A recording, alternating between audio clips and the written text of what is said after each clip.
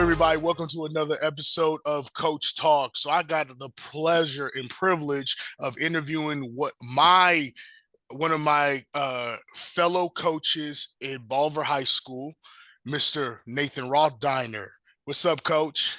Not much. How are you? Thanks, I'm Coach. Appreciate it. Hey, anytime. Once again, thank you so much for coming on here. Um, you're one of the first guys I'm interviewing that's not a football coach, and one of the big reasons is I see what you do here at the high school and your program, and I just want to tell you, man, just give you your flowers.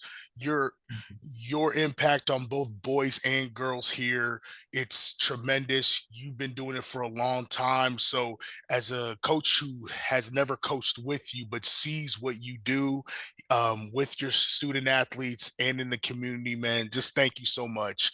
Just wanted to let you know that, man. Well, Just hey, I seriously. appreciate it. I appreciate it, man. So let's start off with for those who don't know you, how did you get into coaching? What made you want to become a coach? So I grew up like most normal kids. I, played baseball and tennis and football and basketball all growing up, and just I loved sports all growing up. And I still like to think I'm semi-athletic today, but I just there's a joy in competing. Hmm. But ultimately, what got me into coaching, because my first teaching gig was literally just teaching, because when you're trying to find a job, you're going to take whoever's going to hire you. And so Oh, yep. I got on Buffalo, and they didn't have a coaching spot or anything. And I'm like, that's fine. So I just started teaching there. Um, and then my kids, especially my daughter, started to get more and more active and got more and more into the things that I, played growing up. And she was into softball and basketball and all those things. So I started coaching her. Her younger teams. I did her softball and then did her basketball, and then finally got to move over here to Bolivar, and then what's where I'm from, and then but then finally had a position here at the high school, and Coach Archer's like, "Hey, we got a spot, middle school basketball. Do you want it?" And I'm like, "Heck yeah, sign me up." So I got to kind of jump in right as my daughter was going through the program, so Uh-huh. that added a little extra pizzazz to it. Uh-huh. Being able to do something that I'm passionate about and also get to coach your kid. There's a lot of joy in that. I'm so grateful for that opportunity. Yeah, that is awesome. So, like you've already alluded, you're a Bolivar High School alum. So, how is it special coaching and teaching in the place that you graduated high school? Yeah, it's just really not just the high school, but just the community itself, Okay. because Bolivar community has just always been so supportive across the board about their programs, whether it is a sport or any sort of extracurricular activity. And you know this, we're just so Hmm. fortunate to live in a community that's so supportive of that. So it's nice to be back here and just to be part of the blue and gold again. But Yep. 20 this is 20 years ago, but just to get back here and to don that again, and just in a different, I guess different role, but still Right. it was a lot of fun.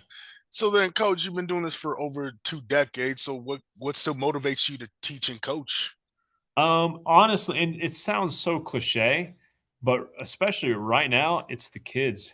Oh. Um, I and again, because you sent some of those questions, I was trying to think about it, but I Hmm. always comes back down and around to the kids. I mean, I got a passion for the game. I coach tennis and basketball, two sports I absolutely love, but it boils down to being around these kids, because we got some great kids here, and I just want to try to be a role model, somebody that might inspire them or be impactful on them, so that they can leave here being the best version of themselves that they can be. So I know it sounds a little cliche, but it's all about the kids. Hey, they're cliches for a reason because they're true That's at the right, end of the day, you know. for uh, sure. so then, you've coached three different sports. Two of them are the same, tennis, but obviously one's boys versus girls, and Yeah. then you teach girls basketball. So when you're in your different seasons, how does your coaching change throughout the year? It's a little different.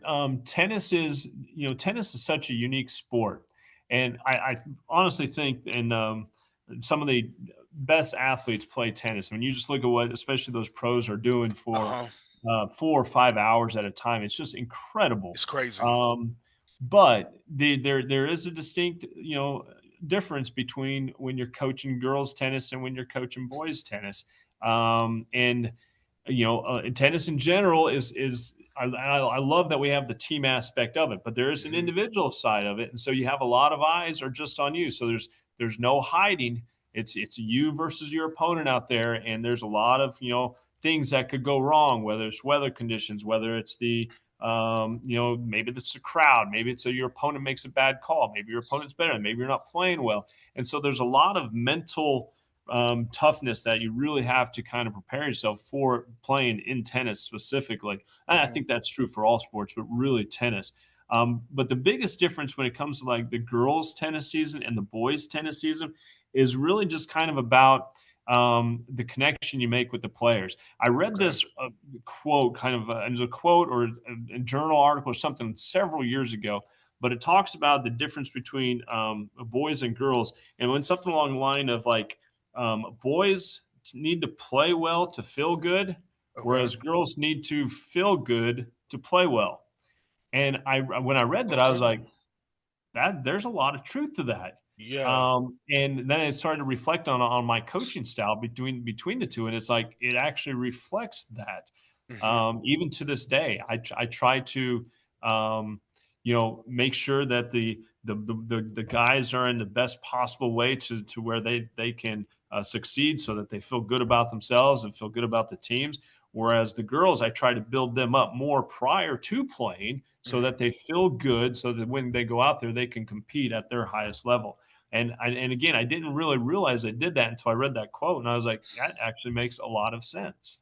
So So then, for a young coach in your position, is that the number one advice you would have for them? Someone who's coaching both girls and boys, or is there you know something else that you would say, hey, throughout my experience, this is kind of what I would do instead? That to me, that's like some great advice because again, it's just I didn't it's one of those things where I didn't realize I was going that direction until I read that. And then I'm Uh-huh. like, that's what I'm doing. But I think that's some pretty good advice there.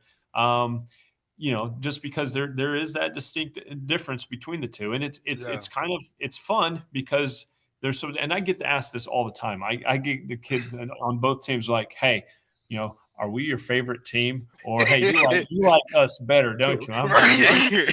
it's way different. It's so Mhm. different. And so, but I think so. I think that would be some pretty good advice to a young coach coming in, especially when you're doing girls and boys sports. It's just a little different, and you Uh-huh. have to be willing to kind of adapt to that. But yeah. Okay. So then what's your biggest challenge juggling the different sports? So the biggest challenge juggling the different sports, aside from the time constraints, because Right. like Yeah. we've had a lot of real success in both in tennis and in basketball. And when the seasons go long, they they Override and run start into each conflict. other. Yeah. Correct. But aside from things like that, the biggest challenge is between the different sports really is just trying to continue to get the kids buying because here's the deal here at our school especially we have an incredible pool of athletes but Hmm. we have to share our athletes Oh yeah. Oh yeah. um, because we can't be successful if we don't. For example, my basketball program, I mean, a vast majority, and even the girls too, a Uh-huh. vast majority of them, if not all of them, are a multi-sport athlete.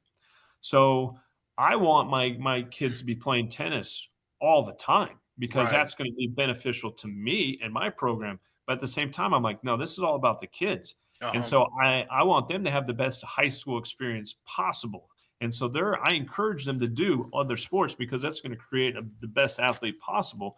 Um, and so I have to be willing to kind of negotiate, not necessarily negotiate, but okay, hey, my student, my kid, they're not gonna be able to make it out here for this open courts because maybe they have open basketball or something else, and I'm like, Hmm. that's fine, go do that, and then come out when you can.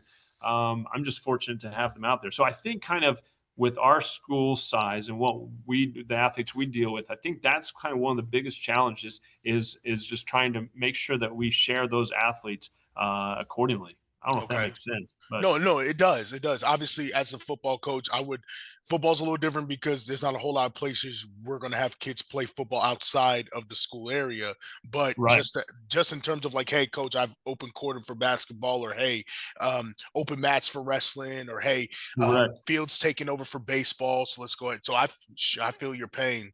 So, um, one coaching philosophy that you've had, what would you describe it in a word or in a sentence? Like, hey, this is kind of this is my philosophy as a coach.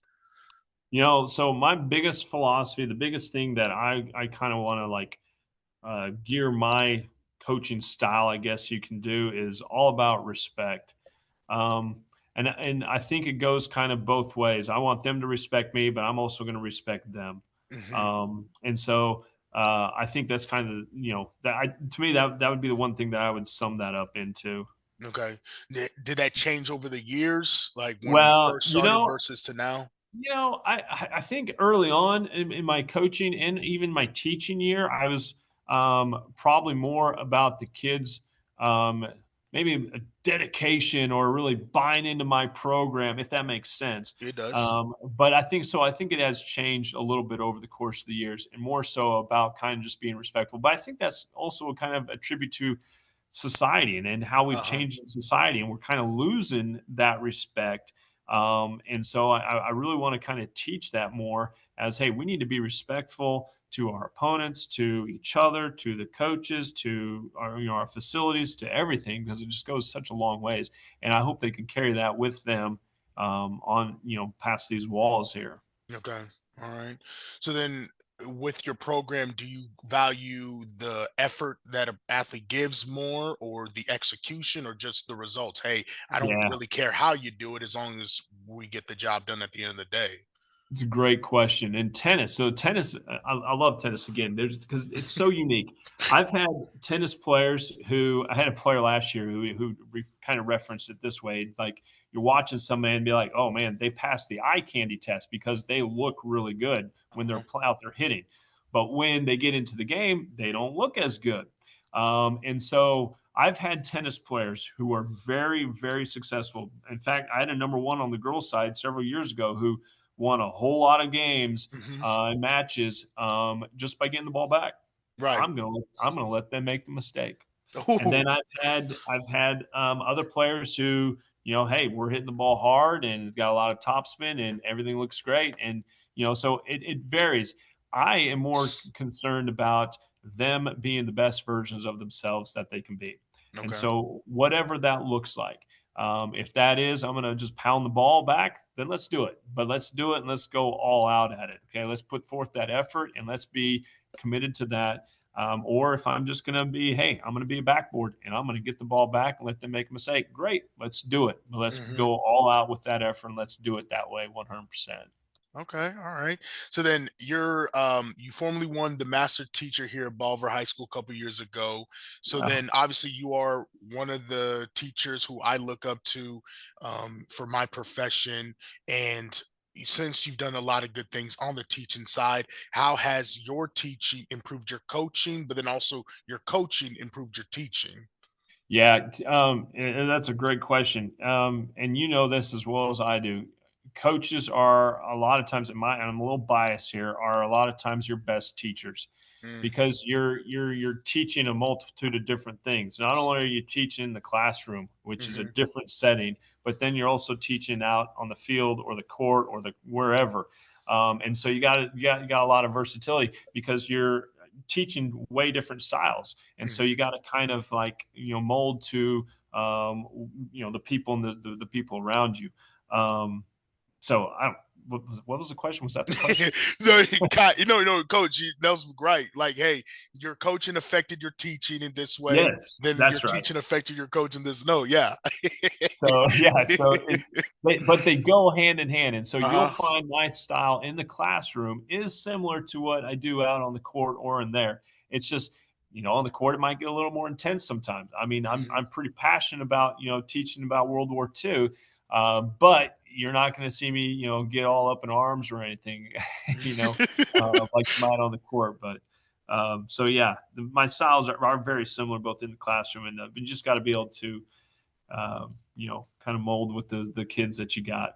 No, yeah, I got you. So then in the classroom itself, was there a moment where a student surprised you or made you go, oh, I didn't, not that you didn't expect them to do well, but it was just like, oh, you really took to the subject of American government, or it doesn't have to be, I mean, Yeah. whatever you taught. It's always, and this is funny because, again, small community, and my family's out in the community. My mom, she used to teach Head Start for years, Mhm. and they go to a different church than we do, but she would always come up and say, "Oh, I was talking to so and so, and they were saying how much they enjoyed their class," and I'd be like, "Really?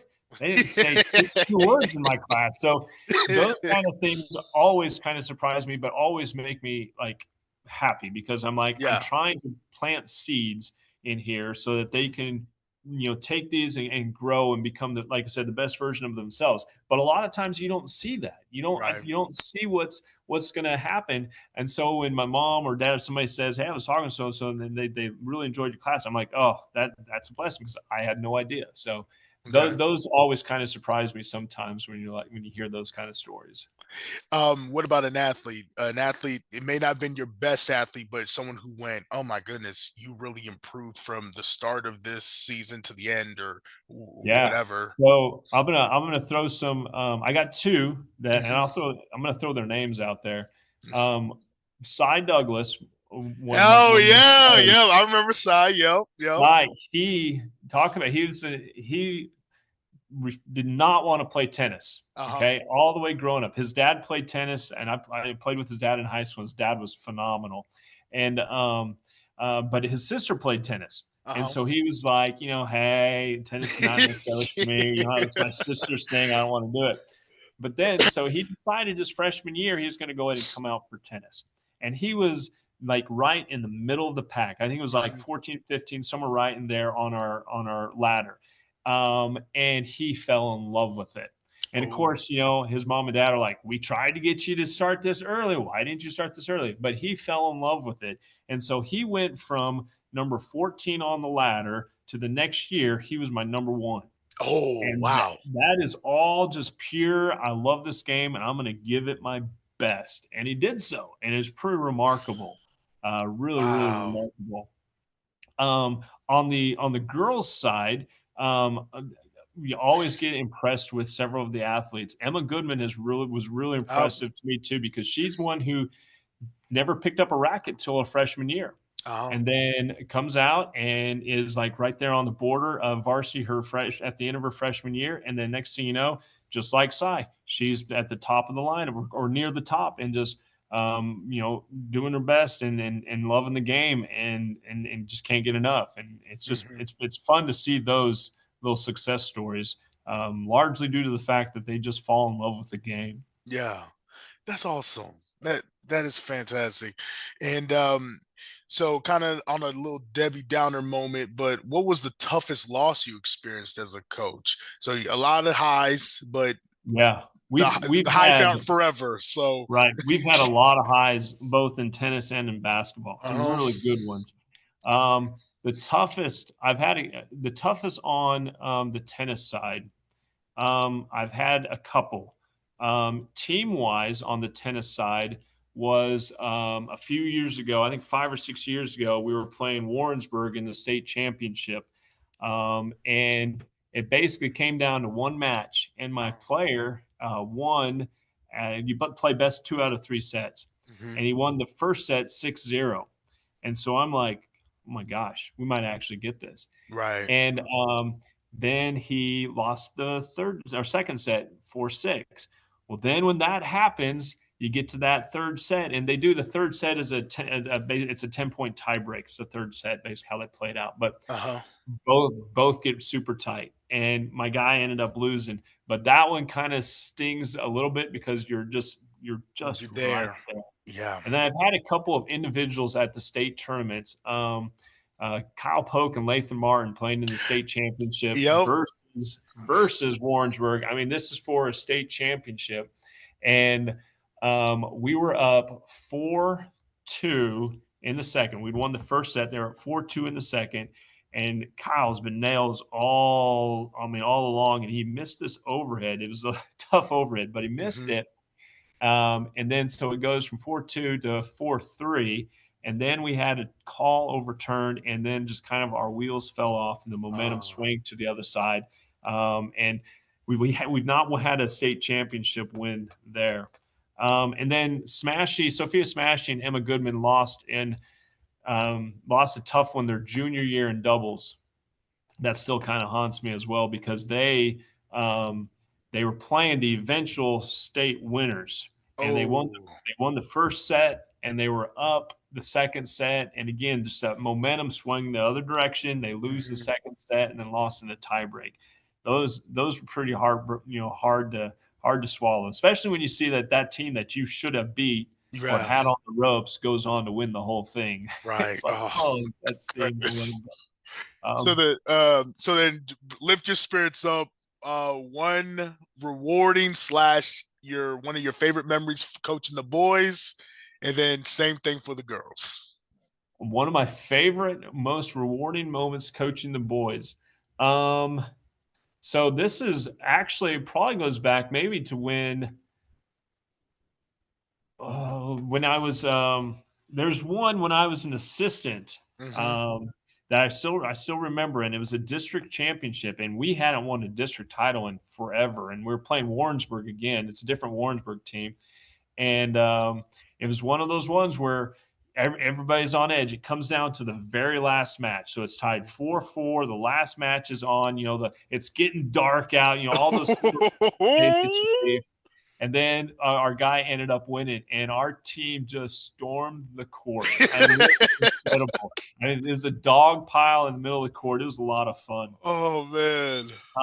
For the girls, I actually have two, both this year and last year. Hmm. Last year, we were kind of the underdog. We were the number 2 seed going into the districts, and we have an 8-team district. And we went down and beat a very good Carl Junction team at their place. That was not supposed to happen. They had beat us earlier in the year, and we ended up sweeping doubles and then ended up winning 5-3. And it was just a huge win. And we did the same thing this year. Hmm. Kind of came to our place, and probably not necessarily supposed to win, but we didn't. Those two were pretty remarkable.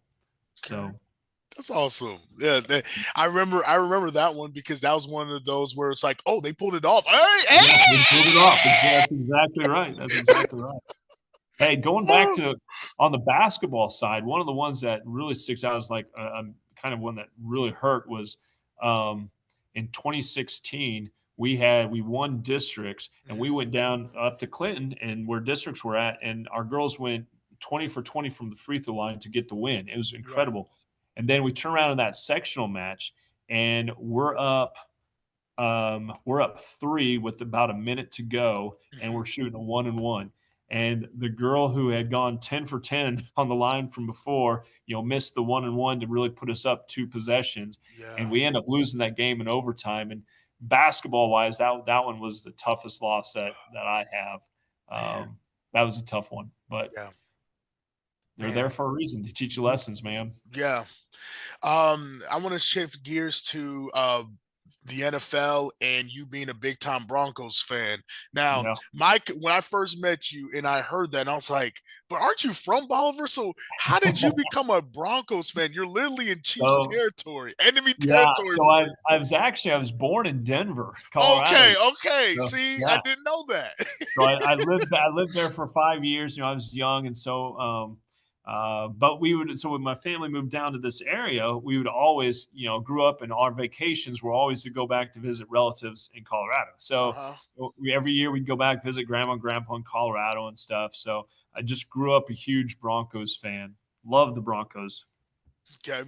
And then did your love for the Broncos did that has that influenced your coaching at all? Because I to the Broncos credit, your team rarely has poor seasons. Like, Right. you know what I mean? So was there anything that made you go, hey, I'm a fan of this team, I'm gonna steal some of this philosophy or you I know. mean, I think to a degree, and I think any like coach, who is passionate about sports can kind of find those kind of things. It's like you just see that competitive nature that they put out there, and so you want to harness that and that energy, that excitement, and you want to take it to your program. And so I think so. There's a lot of that because I grew up in watching John Elway Hmm. and loved John Elway. And so one of the things that he always was like so impressive about was he never gave up. So Hmm. all the way to the end, I mean, he's still out there fighting, which he was one of the leaders in come from behind victories in the fourth quarter, and he did so for a reason. And so that always that kind of mindset always has stuck with me, and it's something I try to really kind of help teach my kids as well. It's like, hey, we're never going to give up because you never know Hmm. what might happen. We're in this to the very end. So um, where your team, your quarterback this year got hurt, yeah, right on the doorsteps of the AFC Championship game. But overall, you guys had a fantastic season. So then, in like one word or phrase, how would you describe this season? man, this was a an incredible season. If I were to describe it in one word, I would say probably exciting, Okay. because we've been on the other side of these close games, and Yep. like last year we were right there just knocking on it, but we never could get over that hump. And so this year to get over that hump and win those close games makes for an exciting season. Hmm. And just it was fun to see. And I texted our other Bronco fan here, Coach Brian, during one of the games because I'm watching it and you're seeing the camera shake. It's Uh-huh. like shaking and stuff. I'm like, Mile High is shaking again. It's Yep. so good to see that happen. So just that excitement and energy, I Uh, think, is what really I'd say. So then next year, off season's coming through, draft and all that process, your team's gonna get better and look to get better. So then what is a bold move you would love for them to make this year? Yeah, Big so time we move. have quite a bit of cap money, and then we also have man. I tell you, one of the things that's really helped. Now we've always had really good ownership. The Yep. Bolin family has been fantastic, but I tell you what, the ownership that we have right now, they're top notch, and Oh, they're the willing Waltons. Oh to yeah. yeah, they're willing to invest. Now, granted, they have the money too, so they're willing to invest in the facilities and everything. So they're big upgrade in there. But I think one of the biggest positions that we need to get to, we need a dynamic running back. Okay. J.K. Dobbins was great, but he got hurt, Yeah. and he is kind of injury prone. I Yep. mean, I love the guy, and I think he wants to be a Bronco, Hmm. but man, we just need him to like stay healthy. So I think we need a dynamic running back, and then I really still think we also need a dynamic wide receiver. Yeah. Cortland Sutton's great, but he's good kind of in those third down situations. But man, we really need somebody who's going to spread the field a little bit. Okay. Marvin Mims did that a little bit, but Hmm. I think we just need another big time wide receiver out there. Oh yeah, that would be fantastic. Was there an underrated player this year that kind of popped out to you, or shoot, even in Broncos history? Like, hey, a guy that, man, I love this guy. He didn't get all the credit he deserved, but he was fantastic for us. An underrated Bronco player, man. That's good. That's a good question. Um, let's see. That's a good one. I don't know. Hey, I don't know if one that comes off the top of my head. hey, it's okay. Hey, All hey, the good here in ones. here in the podcast, we ask the hard hitting The hard questions. questions. That's right. That's right. I mean, I tell you what, um, and you know this, but the defense and offensive line just Yep. across the board, a lot of times just does not get enough credit, especially the O line, man. Miners and all those guys really in the trenches have done a really good job, and I saw something funny. I think it was a commercial, maybe a Campbell's soup commercial that said, "Hey, why do you have your uniform on?" It's like so people will recognize me, and so it got me thinking. You would not recognize any of these guys on the line out Mm-mm. in public because you just might not. But I tell you, they're so important to the success that we had this year, just protecting Bo and stuff. So I would just kind of go with the O line in general on that one. Okay. And almost my last Broncos question. So then, if you could almost share a message out to all Broncos fans out there, what would your message be? A statement, anything like that for the rest of Broncos country? Yeah, hey, fans are, fanatics for a reason. Hmm. They're very passionate about it, and I'm always like, all right, patience. Okay, Right. let's let things unfold.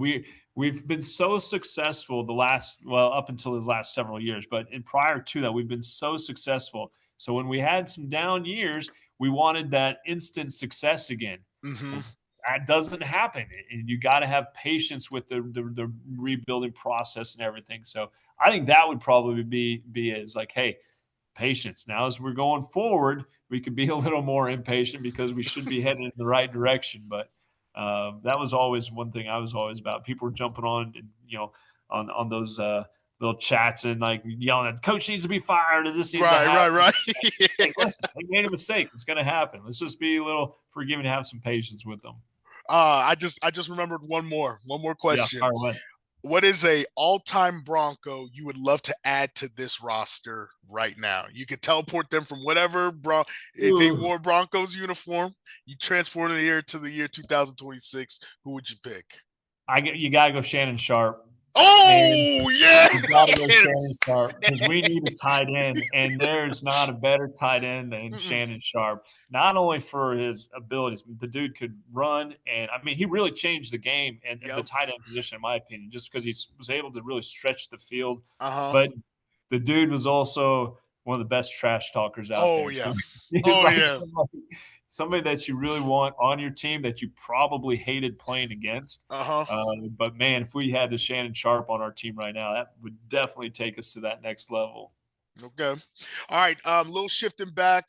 So let's say this. When it's all said and done for you, coach, and you're retired and all this other stuff, how do you want your athletes to remember you? That's a good question. The other day in basketball practice, I sometimes I like to kind of like get them thinking some deep questions and stuff. And so one of the questions I asked them before, like when we're stretching and stuff, was like, okay, if you guys could, you're in front of a crystal ball and you can ask yourself anything about your life in the future, what would you want to know? And they all, who am I going to marry and all these different Hmm. things. And then they asked me, well, what would you ask? And I said, well, I would like to see kind of how my seeds that I've planted, how they're growing. And Ooh. so that question kind of stems from this. But I think the biggest thing for me is like I would love to see those lessons learned that on the court, whether that's tennis and basketball, and how that's applicable to real life and just how successful or not my former athletes are being. I hope that when it's all said and done, that they leave here having gotten better. But the biggest thing is I want them to be the best versions of themselves. And so when they go out there, they're going to be the best that they can be. They're going to give everything that they have. And so I'd like just to kind of see that, if that makes sense. It does. That does. Last one. Why do sports, in especially coaching, why does that still matter in public education today? Yeah, great question. I think it really comes down to a couple of words. One that comes to mind right off the bat is self discipline. Okay. Um, we in today's society, especially, like my coaching style has changed over the last several years. Hmm. I used to be a lot more hardcore, and hey, maybe a little more intense, and you're late, so get on the line or whatnot. But it's changed because times have changed a little bit. Unfortunately, and I was talking about this with one of my players earlier today, actually, when things get tough, what you end up seeing today's youth do is quit, which is unfortunate. And so, really, just that idea of self discipline and learning to, okay, this is going to be hard, but I'm going to push through this. I'm gonna get better because of it. Okay, Yeah. that's one. The other thing that I really want to see is like just I want to see my kids being grateful. You know, I Yeah. want to see them just be grateful for the opportunity.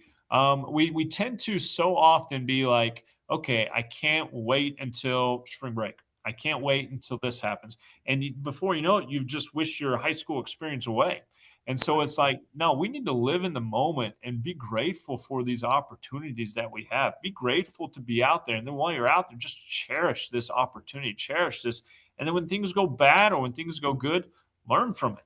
those everything that we do presents itself with an opportunity to learn. We just have to be willing to accept it. Right. Well, Coach, I just wanted to tell you once again, thank you so much. Like as a man of faith who I've seen in my 10 years of education impact so many students and fellow teachers alike. Once again, just want to give you your flowers and tell you that you're doing a lot of awesome things with these kids. And so, just thank you. Seriously, Well, I thank appreciate it. Thanks for having me on. It's fun to this was fun. It's fun to talk my sport. you. Uh-huh. A lot of times we talk basketball and stuff all the time, and basketball, and I love basketball, but it's fun to talk a little tennis every once in a while too, because not Hey, everybody hears the that's tennis world. I'm glad I can get you to do that because obviously you know a lot of things, and it's just awesome to hear an expert nerd out about his subject. For Well, sure. all right. Well, everybody, make sure to like, comment, subscribe. Once again, thank you, Coach, and peace. Hey, see you, man. Thank you. Absolutely.